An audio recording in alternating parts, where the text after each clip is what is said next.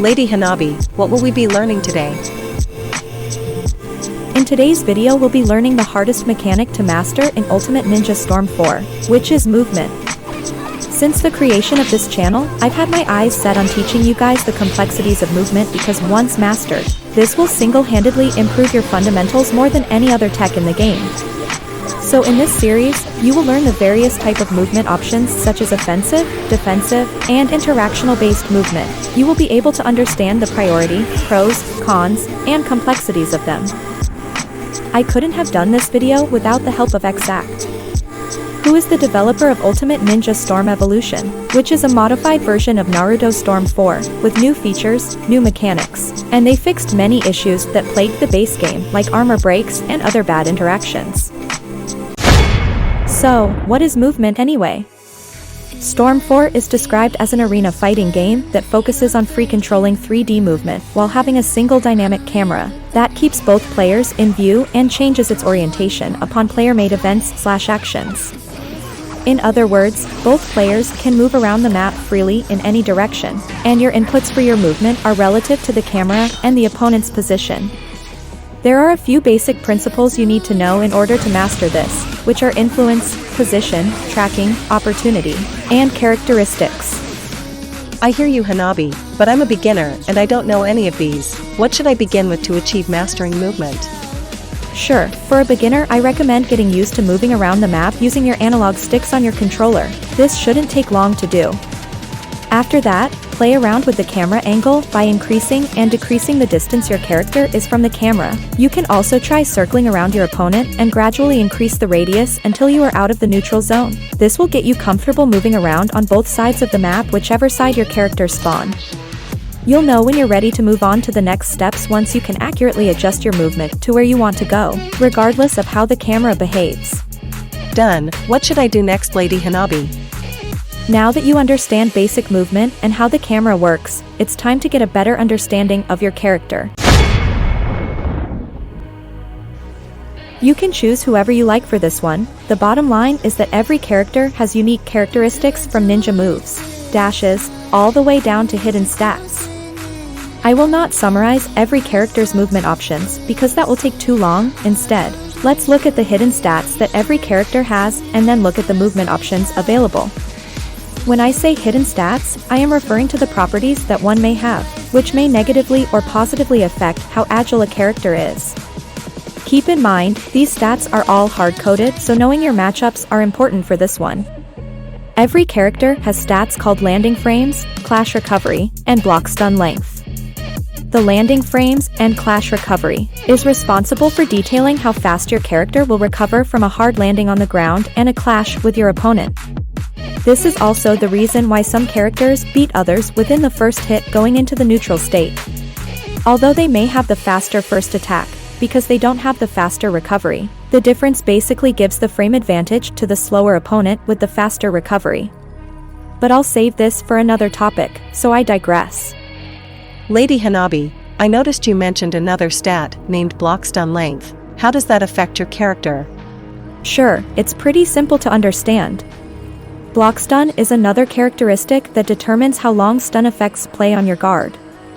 Hold on, are you saying that stun effects are different for every character? Yes, for everyone's guard.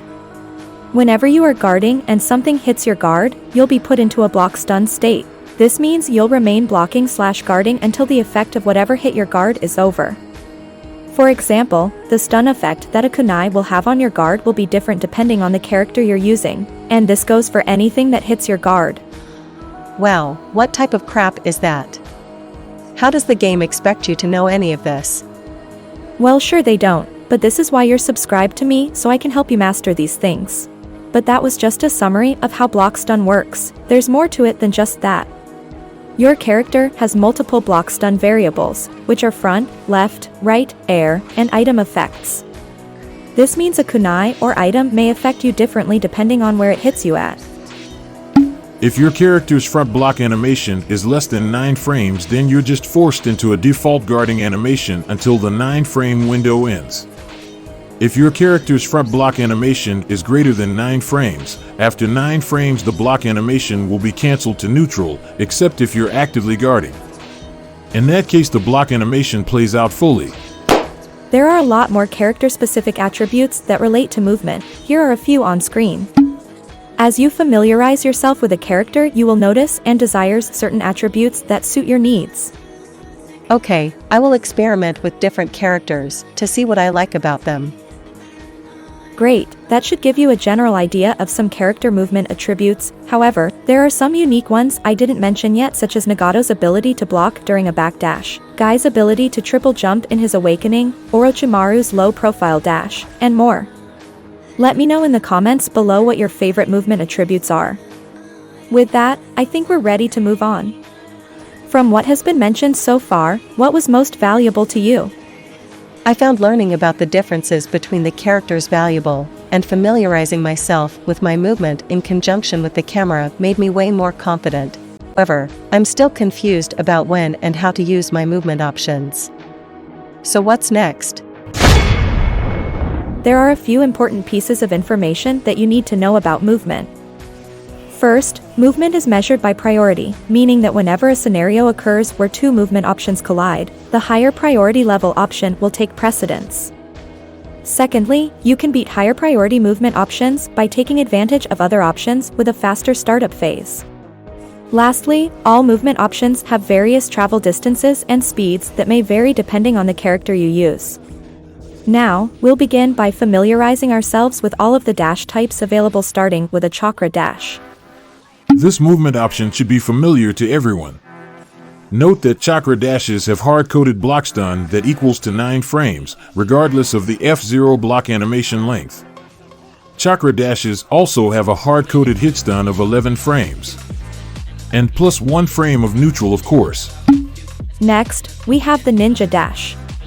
There are a few upsides to this movement option. For example, it does not consume any chakra and it can be shadowed. The downsides are, it's low priority, poor range, and it's the slowest movement option. Up next is the leader dash, which is performed by switching leaders while in an active combo. A few noteworthy things are, it doesn't do any guard damage, which I'll go into detail later, and it has no priority. Moving on, we have the charged chakra dash. This is the fastest universal movement option, and the longest startup. When executed, the dash spans across the entire map with high priority. Carrying on, we have the turbo dash, which has many names, like speed dash, spark dash, rev dash, or preload dash. Note that these are all the same thing, just as a combo chakra dash acts the same, except there's no plus 1 frame to startup given there's no combo to cancel.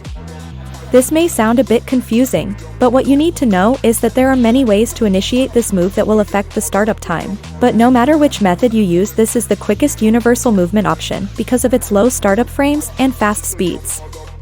And lastly, we have backdashing. This option is amongst the least popular movement in the game, given that it's slow and it cannot be cancelled. Using this while in a combo will be quicker than performing it in neutral, but keep in mind if you are in the air, your height is a key factor in how long this move will take to execute.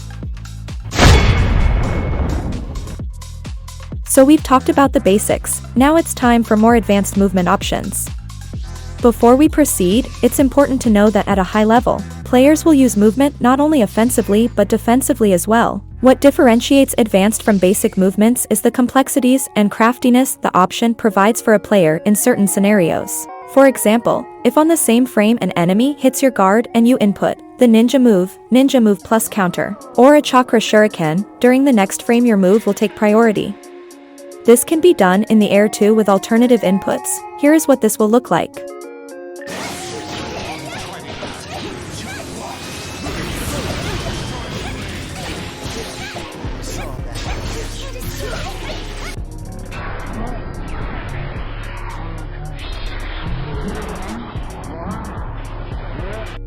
In addition, there are more unorthodox movement options that give you various micro advantages such as reverse hollow stepping, layered dashing, and short hopping. What I've mentioned are just a few advanced movement options, but if you want to understand some advanced movement in full detail, then I highly recommend watching Mugen Nato's and Mr. Air Force YouTube channels, because they explain this quite well.